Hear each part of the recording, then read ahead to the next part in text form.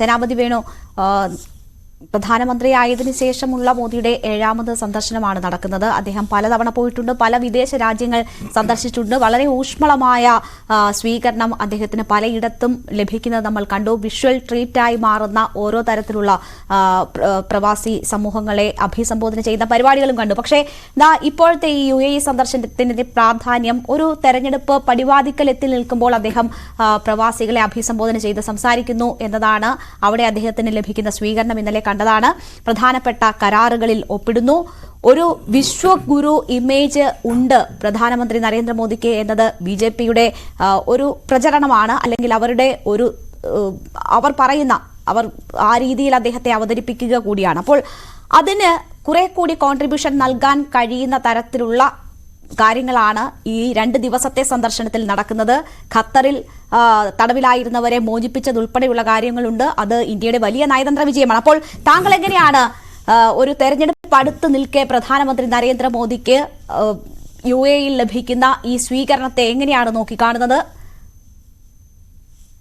രേണു, നമ്മളിതിനെ കുറച്ചുകൂടി ഒരു വിശാലമായ അർത്ഥത്തിൽ കാണണം എന്ന് ആഗ്രഹിക്കുന്ന ഒരു രാഷ്ട്രീയ വിദ്യാർത്ഥിയാണ് ഞാൻ. കാരണം ഇന്ത്യയുടെ എല്ലാ പ്രധാനമന്ത്രിമാരെയും നമ്മൾ പരിശോധിച്ചു കഴിഞ്ഞാൽ അവരെല്ലാം വിദേശ രാഷ്ട്രങ്ങളുമായി വലിയ ഊഷ്മളമായ ബന്ധങ്ങളും നയതന്ത്ര രംഗത്ത് വലിയ സംഭാവനകളും ഒക്കെ ചെയ്തവരാണ്.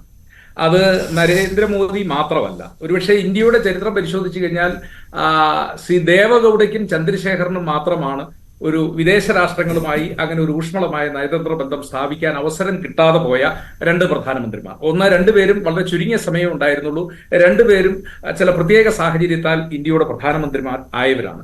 ബാക്കി ഏത് പ്രധാനമന്ത്രിമാരെ നമ്മൾ പരിശോധിച്ചു കഴിഞ്ഞാലും അവരെല്ലാം ലോകത്തിലെ വിവിധ രാഷ്ട്രങ്ങളുമായി അവരുടെ നയതന്ത്ര ബന്ധങ്ങളും അതോടൊപ്പം തന്നെ വ്യാപാര ബന്ധങ്ങളും ഒക്കെ വർദ്ധിപ്പിക്കുന്നതിന് വേണ്ടി അവരെല്ലാം നടത്തിയിരിക്കുന്ന ശ്രമങ്ങൾ, ആ ശ്രമത്തിന്റെ എല്ലാം ഒരു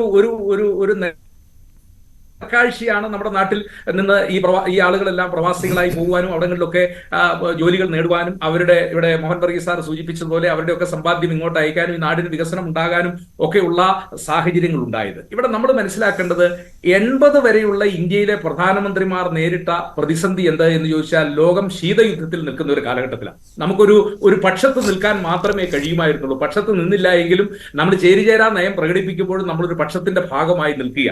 ആ പക്ഷത്തിന്റെ ഭാഗമായിട്ട് നിൽക്കുമ്പോൾ പോലും ലോകത്തിന് ഇന്ത്യയുടേതായ ഒരു ചില സന്ദേശങ്ങൾ നമുക്ക് കൊടുക്കാനായിട്ട് കഴിഞ്ഞു. കാരണം എന്താ, നമുക്ക് ഇപ്പോൾ നമ്മുടെ ജനസംഖ്യ എന്ന് പറയുന്നത് 140 കോടിയാണ്. ലോകത്തിലെ 6 ആളുകളെ മാറ്റി നിർത്തി കഴിഞ്ഞാൽ അതിൽ 6ൽ ഒരാള് ഇന്ത്യക്കാരനാണ്.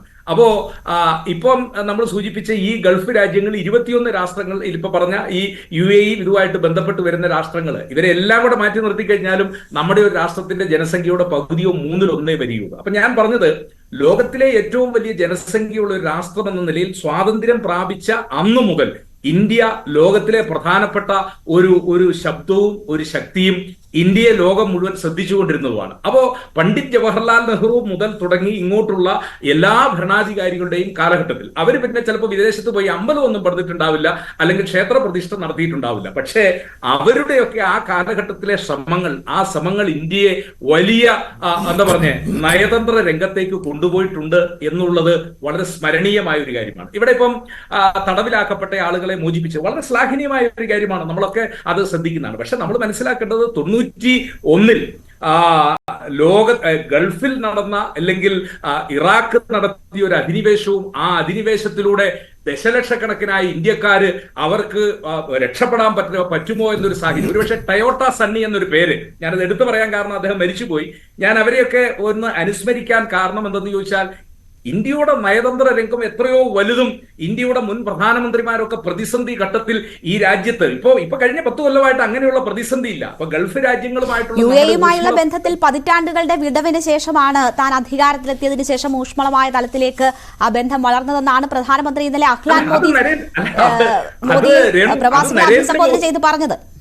അല്ല, അത് നരേന്ദ്രമോദിയുടെ ഭാഷ്യം. ഇവിടെ മോഹൻ വർഗീസ് സാർ സൂചിപ്പിച്ചൊരു കാര്യം, 35 ലക്ഷമാണ് അവിടെ ഇന്ത്യക്കാരായ പ്രവാസികൾ. അവർ കഴിഞ്ഞ വെള്ളിയാഴ്ച ഒന്നും പോയവരല്ല, അല്ലെങ്കിൽ 10 കൊല്ലത്തിനകം പോയവരല്ല. അവരൊക്കെ ദശാബ്ദങ്ങളായി അവരുടെ ചിലപ്പോൾ ഒന്നാമത്തെ രണ്ടാമത്തെ തലമുറ പോലുമാണ് ഈ പ്രവാസികളായിട്ട് അവിടെ തുടരുന്നത്. അപ്പൊ ഞാൻ പറഞ്ഞു വന്നത്, ഇന്ത്യക്ക് അറേബ്യൻ രാജ്യങ്ങളും അതല്ല ലോകത്തിലെ വിവിധ രാഷ്ട്രങ്ങളുമായിട്ടുള്ള നമ്മുടെ പ്രവാസി ബന്ധം, ആ പ്രവാസി ബന്ധത്തെ ഊഷ്മളമാക്കുന്നതിന് വേണ്ടി ഇന്ത്യയുടെ മുൻ പ്രധാനമന്ത്രിമാർ ഇതിലും വലിയ ശ്രമങ്ങൾ നടത്തിയിരിക്കാം. പക്ഷെ അന്നെന്താ കുഴപ്പം? അന്ന് നവമാധ്യമങ്ങളോ ഇതുപോലുള്ള കാര്യങ്ങളോ വന്നിട്ടില്ല. ഒരുപക്ഷെ 2000 വരെയുള്ള കാലഘട്ടങ്ങളിൽ നമ്മൾ ഇന്ത്യയുടെ ഒരു പ്രധാനമന്ത്രി വിദേശത്ത് പോയാൽ അദ്ദേഹത്തെ കാണുന്നത് നമ്മുടെ ദൂരദർശന്റെ ഒരു വാർത്തയിലോ അതല്ല എങ്കിൽ റേഡിയോയിലൂടെയുള്ള പ്രഭാഷണം മാത്രമാണ്. 2000-ന് ശേഷം അല്ലെങ്കിൽ 2005-10 ശേഷമാണല്ലോ ഇതെല്ലാം നമ്മൾ നേരിട്ട് ലൈവായിട്ട് കണ്ടുകൊണ്ടിരിക്കുന്നത്. 1978 ഇന്ത്യയുടെ, ഞാനിപ്പോ BJP-യുടെ ഭാഗത്ത് BJP-ക്കാരെ ഓർമ്മപ്പെടുത്താൻ, ഇപ്പൊ നരേന്ദ്രമോദിയുടെ ഭാഗം മാത്രമല്ല, 1978 മൊറാർജി ദേശായിയുടെ മന്ത്രിസഭയിലെ വിദേശകാര്യമന്ത്രിയായിരുന്നു എന്താ പറഞ്ഞ വാജ്പേയി. ആ വാജ്പേയി ആണ് ഒരുപക്ഷെ 62 യുദ്ധത്തിന് ശേഷം ഇന്ത്യയുമായി ഉണ്ടായിരുന്ന നയതന്ത്ര ബന്ധം മുടങ്ങിക്കിടന്ന ആ നയതന്ത്ര ബന്ധത്തിൽ പിന്നീട് ചൈനയിൽ പോയി ചൈനയുമായിട്ടൊരു നയതന്ത്ര ബന്ധം ഉണ്ടാക്കിയ ഒരു അന്നത്തെ വിദേശകാര്യമന്ത്രി, പിന്നീട് ഇന്ത്യയുടെ പ്രധാനമന്ത്രിയായ ആള് ശ്രീ വാജ്പേയി. ഞാൻ പറഞ്ഞു വന്നത്, ഇതിലും വലിയ വിദേശ നയതന്ത്ര ബന്ധങ്ങളും ആ ബന്ധങ്ങളെ ഇന്ത്യക്ക് എത്രയോ ഗുണകരമായി. പക്ഷെ അന്ന് മാധ്യമങ്ങൾ ഇതുപോലില്ല. ഈ സ്വീകരണങ്ങൾ കാണാനും അവിടെ അമ്പലം ഉദ്ഘാടനം ചെയ്യാൻ. അപ്പൊ ഞാൻ പറഞ്ഞു വന്നത്, ഇന്ത്യയുടെ കഴിഞ്ഞ പ്രധാനമന്ത്രിമാരുടെ പട്ടിക നമ്മൾ പരിശോധിച്ചു കഴിഞ്ഞാൽ ഒരു ചരൺ സിംഗോ ഒരു മൊറാർജി ദേശായിയോ അല്ലെങ്കിൽ ഒരു HD ദേവഗൌഡയോ ഒരു ചന്ദ്രശേഖരോ, ഈ 4 പേരെ മാറ്റി നിർത്തി കഴിഞ്ഞാൽ ബാക്കിയുള്ള ഇന്ത്യയുടെ എല്ലാ പ്രധാനമന്ത്രിമാരും വിദേശ രാഷ്ട്രങ്ങളുമായി ഇതിലും വലിയ നയതന്ത്ര ബന്ധങ്ങളും ആ നയതന്ത്ര ബന്ധത്തിന്റെ പരിണിത ഫലമായിട്ടാണ് ചേരിചേരാ നയം എന്ന നിലയിൽ ഇന്ത്യ മഹാരാജ്യം ഇതുവരെയും നിന്നിട്ടുള്ളത്. അപ്പൊ അതിൽ നിന്ന് അങ്ങനെ എന്തെങ്കിലും വ്യത്യസ്തമായി ഒന്ന് ഇപ്പൊ നമുക്ക് കാണാൻ കഴിയുന്നു എന്നുള്ളതല്ലാതെ അതിനപ്പുറത്തേക്ക് ഇനി സാങ്കേതിക വിദ്യ